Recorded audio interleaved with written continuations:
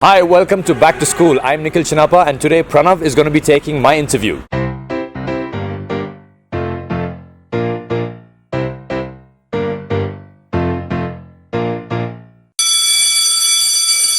Hi everyone, this is Pranav Sharma and today we're back to school with Nikhil Chinapa. We'd like to start with some real simple questions first.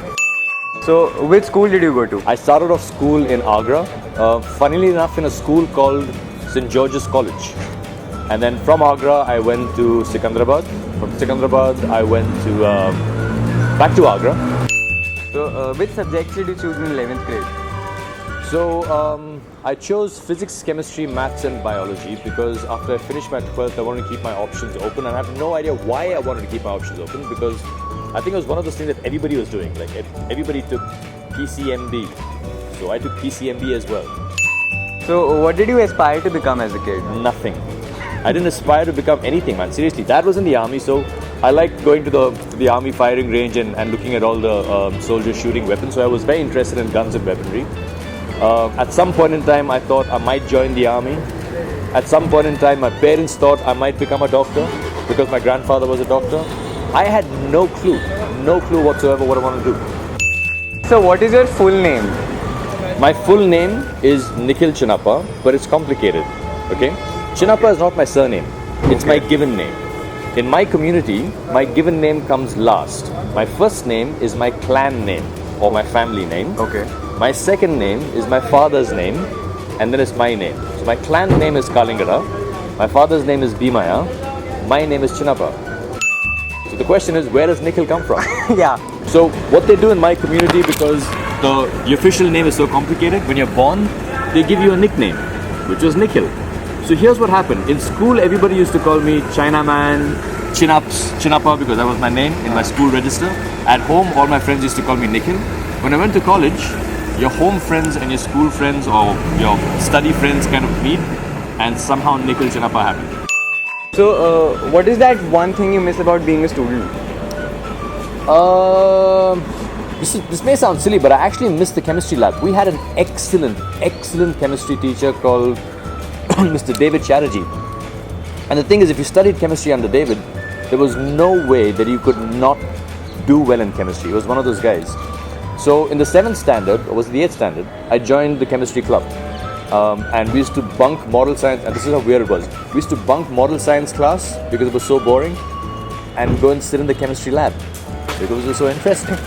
And the thing was, because the guys at the chemistry club were able to use all the different salts and conduct different experiments that everybody else couldn't, we used to have a lot of fun, occasionally setting fire to things, occasionally blowing things up. I'm not making this up. I mean, the year that I was in the 10th standard, we had 5 explosions in our chemistry laboratory and we'd never had explosions before, like seriously. Do you know what is the weight of AIB's Tanmay Bhatt? I think he's light as a feather.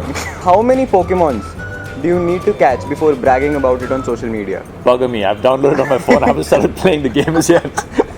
Knock knock. Who's there? Nobody. I'm not biting. So how did you get into DJing? Pearl, who was my girlfriend at that point in time when we met, she was DJing and she went record shopping. Back then, even now, we never had any record stores in India. So if you were a DJ and you wanted to get music that nobody else had, you would have to fly to Europe or to London or to America to buy vinyl records because most people were DJing on vinyl back then. And Pearl went to a shop and I used to go with her and she was buying records and there was this one record that I really liked. It was a record called Lazy by an act called Express 2. And she and I had heard them play at a club the previous night and I really liked the song. So I bought the record and she bought a copy as well and she was like, why are you buying this record? Because I'm already buying a copy. And I'm like, I don't know, I really like the song, I want to buy the record. So on that trip, Pearl must have bought about 150 records, I bought 4. And when I came back to India, she showed me how to DJ, she taught me the stuff and I just started doing it because I loved it. Sir Axwell said, and I quote, if you want money, we'll go to Las Vegas. If you want an after party, we'll go to Miami. But if you want to play for love, we'll still come to India. What do you want to say about this? When DJs come to India for the first time, the first thing that catches them unawares is how everybody in India knows their music because we're an extremely large English-speaking country. So if you're writing music that has English lyrics and you come and play and the music's popular, you know the songs. It happened with Zed as well. When he came and played for the first time, he was just blown away that everybody knew the words to Clarity. So, what does it take to have a successful career like yours? I think you just need to be a little bit crazy about what you're doing, like really, really dedicated. And Pearl and I were talking about this, about what constitutes drive, what constitutes that sense of determination to get things done. It's not doing the things you enjoy. I mean, that's great. If you can find a job that you really love, then it's not a job. That's a cliche. But the other cliche is determination and drive constitutes doing things that you don't like and doing them well. Doing things that you like, yeah, anybody can do that. What is your take on our education system? I'm at a little bit of a disadvantage because I haven't really experienced any other education system. So you read about the British system, the Australian system, the American system, and then you keep reading about how kids with an Indian background keep winning spelling bees or doing really well in mathematics. So we're probably doing quite a few things right and maybe a few things wrong. I like the fact that you study a lot of different subjects till you get to the 10th, and then at the 10th standard point or the 11th standard you get to choose.